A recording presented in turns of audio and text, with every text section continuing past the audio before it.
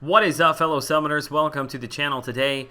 Going to begin a new series on the channel, breaking down each of the classes individually, taking kind of an in-depth look at the low end, the bottom tier, mid tier, and top tier characters, ranking all of them, trying to give you a good idea of what characters you should be putting your resources into. We will also talk about characters that are good to rank up, even unduped. And then once we finally gotten through all of the classes, we'll sit down and I'll actually probably put together either a top 5 or top 10, I'm not sure, overall list of my top tier characters that I think you should be adding to your roster and again putting your resources into first. I was debating a little bit on which of the classes I wanted to start with, but I think since we've just had a bunch of really interesting new tech characters that have come to the game, I think that I wanted to start with the tech class, which the tech class for a long time was very, what's the wording I want to use here? It was very top heavy. You had characters like Vision and Ultron and Star-Lord sitting right at the very top, and then everything else below that was mid to low tier at best. Which I think what I'll do, I don't have every single tech character in the game, so the ones that I don't have here, I will just kind of show those in an animation. I'll add that to the video. But anyway, the bottom tier for me is pretty much across the board. I think everybody would agree with these. Iron Patriot, Hulkbuster, Civil Warrior, and War Machine. Civil Warrior might be the only one that you could argue possibly for a mid tier, but to be honest, I just cannot find a good spot to be able to use him at. Damage output is not great. A little bit of a tanky character. Power drain, yes, but there are a lot better characters to control power that you're better off putting your resources into. So for my money, Iron Patriot, and unfortunately you can see there I do have him as a 5-star, but Iron Patriot, Hulkbuster, Civil Warrior, and War Machine are who I've got at my bottom tier. Now moving up into the mid tier, this is really where the tech class I feel like has grown quite a bit over the last few months. With the addition, you're seeing on screen here, the addition of a character like Yondu, even somebody who I just picked up this weekend in Vulture. There's a lot of really solid mid-tier champs that you aren't necessarily going to maybe want to rank up to rank 5 as soon as possible, but definitely characters, depending upon the situation, that I would take up to rank 4. Characters like Iron Man, Rocket Raccoon, Howard the Duck, Vulture and Yondu, who I just mentioned, and then Nebula and Punisher. So really, there's been, let me see here, there's been Yondu, Nebula, Punisher, Vulture, and Spider-Man Stark. There's been 5 characters that have been added to the tech class here recently. And of those 5, I think 4 of them fall into this mid-tier category.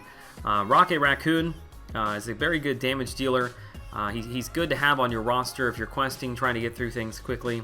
Howard the Duck's a little bit tanky, but he's also got a chance to regen. I think he's just kind of a fun player overall to use. Even in some of the lower tiering Alliance War defense, if you put him on stun immune nodes, you're unable to remove the debuff, the degen that he puts on, possibly to put on. He's actually not too bad on the stun immune node. Vulture, I think, is a very solid champ. I think the more that we use him, especially once we get him ranked up, I think we'll find more and more uses for him in the game. But Yondu is a very, very strong character, and I actually debated a little bit on whether or not I actually wanted to throw him into the top tier. Yondu, for me, when I first saw his ability lists, he looked to me like an Alliance War offensive character, and I really think that is where he is best served at. His ability to place bleeds and armor breaks on the enemy even when they're blocking. He has armor penetration, so he can actually do a lot of damage while blocking as well.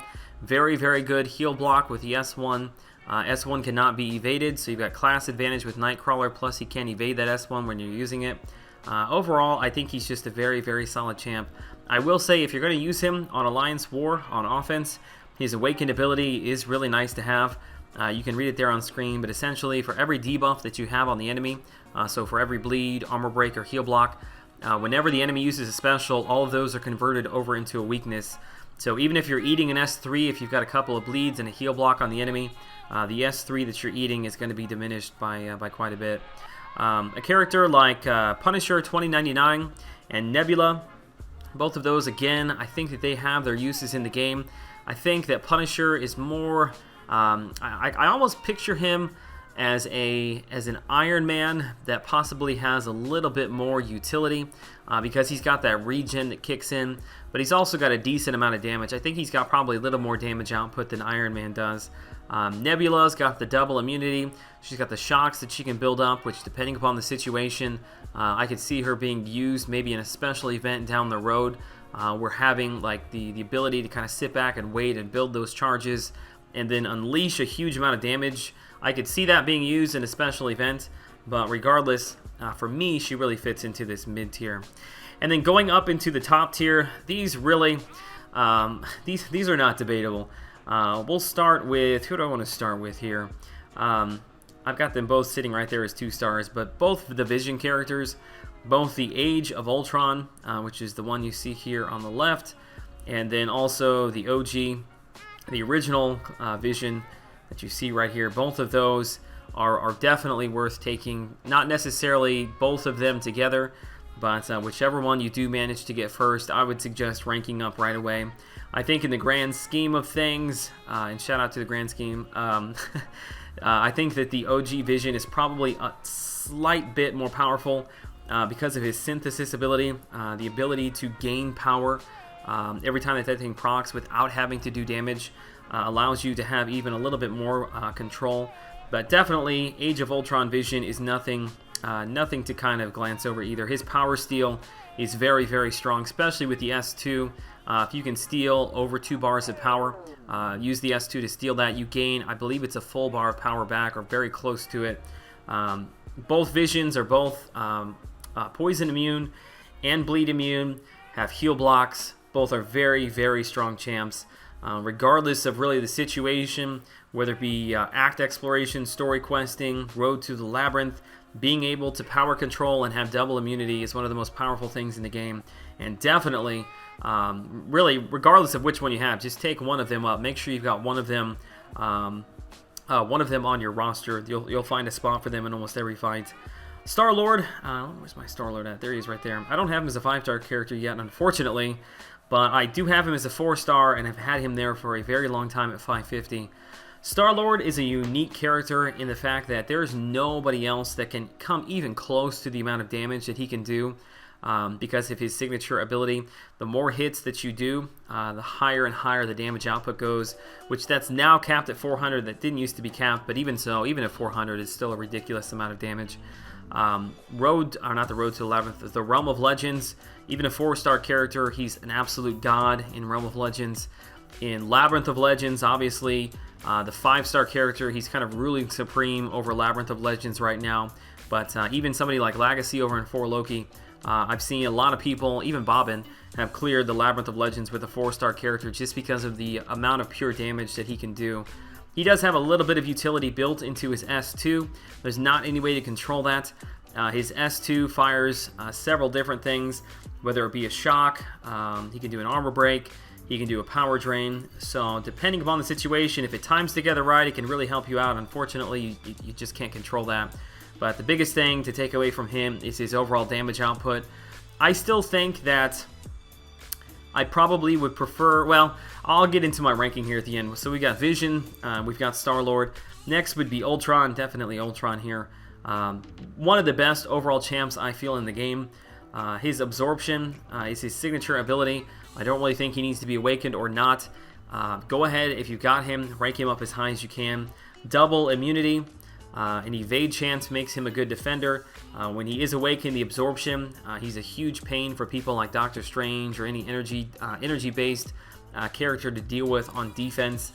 He's got a bleed and a chance to stun with the S1 and the S2. Overall, just a very, very solid champ. Oh, and I didn't even mention the regen that procs once he gets down, the 50% health it kicks in. And then also once he falls down below 25% health, it kicks in as well. Which if you heal yourself up past those numbers and in the fight, when you come back in, you'll get the regen. Really good character for those that are running the Suicide Masteries because of the double immunity. Helps out his power output even further. And then finally, and I don't have this character in anything other than a 2-star down here that was given to us, and that is Spider-Man Stark Enhanced, who I believe everybody is starting to call Starky. I feel like that's a pretty good name for him. But yeah, this Spider-Man I think really kind of came and caught everybody off guard. I think of the two characters, Spider-Man and Vulture, personally, I felt like Vulture was going to be the better character, and I think that I had overlooked Spider-Man a little bit. So when he first came and I was reading through his abilities, I couldn't really, I couldn't believe how good he looked on paper. And then that very much kind of carried over into his gameplay. And overall, very, very solid champ. The ability to passively evade specials. This is very, very similar to Daredevil, OG Daredevil, as far as evading projectiles, but he doesn't have to be awakened. He has an excellent amount of damage output, combined with his poise charges that he gets, increasing his critical damage when he's awakened. Also has the ability to taunt out specials, so even characters that are on all or nothing nodes. I haven't tested this myself, but I've been told by several people, so blame them if this is wrong, but I've been told by several people on all or nothing nodes, the taunts, he actually can taunt out specials from them as well. So just a really, really solid, really useful champ. I know a lot of people are talking about really wanting to get him as a 5-star character to be able to use him in Labyrinth of Legends, just because his damage output is right up there with the highest damage output characters in the game right now. So I think for me, if I had to rank them, this is a tough one for me. I'm not sure that I have a #1 tech character. And the reason for that is because it just really depends upon the situation that you're needing the character for. I think that Vision, either Age of Ultron or Classic Vision, and Spider-Man, I think they're kind of tied, which I lump both of the Visions together as one character. But the Visions and then Starkey, I've kind of got them tied 1A as the top characters in the game. If I had to choose which one to take up to 550 first, I think it just depends upon your gameplay. You know, if you like to be very aggressive, I think that Starkey, Spider-Man is probably the better choice. If you like to kind of play and be a little more conservative with your gameplay, being able to control, have the heal block, have the power control, I think Vision is kind of more your cup of tea. But really, both of those, take them both up as soon as you can. And then in third or second, whatever you want to call it, I've got Ultron. And then in fourth place, I've got Star-Lord. Star-Lord only because when you're comparing the overall usefulness of these characters, the other three are ahead of him. However, if you're kind of separating him out, talking about Realm of Legends and Labyrinth of Legends, that's a totally separate conversation. As far as characters that are still good to rank up, even when they are unduped, for me personally, Spider-Man, Stark Enhanced, is still a very good character, even though he's going to lose out a little bit on his health, or excuse me, a little bit on his damage output. Still a very, very strong character, like I mentioned before. Still has the ability to evade passively specials. Another one for me is Ultron. I mentioned that one before as well. Ultron's absorption does not really make or break him as a character. Most of the enemies you fight against don't even have energy-based attacks, so that's not even going to come into play. But definitely Spidey, Stark Enhanced, and Ultron are my top two. The Vision characters, I mean, OG Vision really benefits from having his synthesis. I think the Age of Ultron Vision, I think you probably could rank him up. Doesn't have his power gain, power steal, but I think still a very solid champ. Really, everybody else, though, that I'm looking at here, Star-Lord has to be awakened, Iron Man has to be awakened.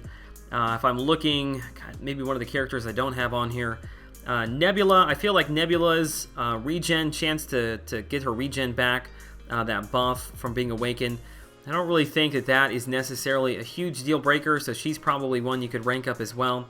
Punisher gains a little bit additional battery charge at the beginning of a fight, I believe. I'm trying to think of that off the top of my head now.